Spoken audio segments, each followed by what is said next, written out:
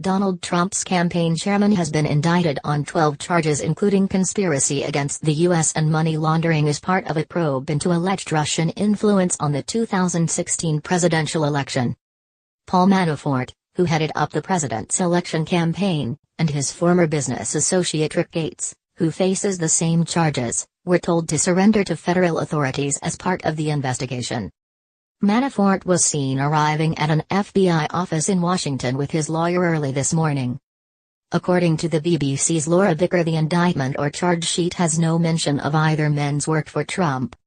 The lawyer and lobbyist joined Trump's campaign team in March 2016, and was elevated to the role of campaign manager from June to August 2016. He resigned amidst a scandal about his work for pro-Russian Ukrainian oligarchs.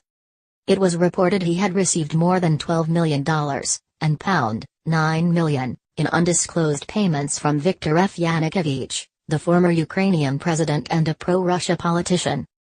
Gates is described by The Times as a former protege of Manafort.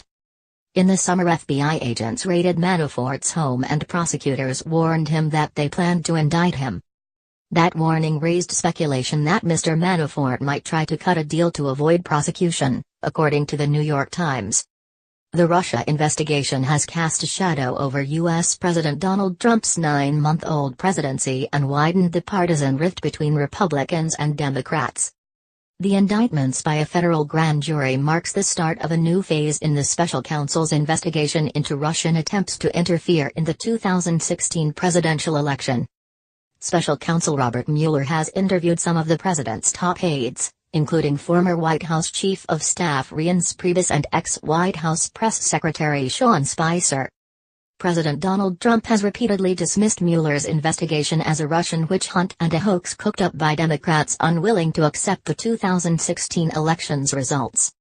Despite the indictments, President Trump spent the weekend at his Virginia golf course and refrained from directly commenting on the news of the charges.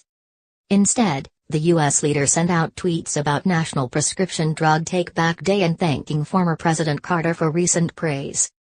He also repeated his announcement from Friday that all the remaining JFK files will be released. Trump sent a tweet that he wrote was not at all presidential and then went on to criticize Michael Moore's Broadway play.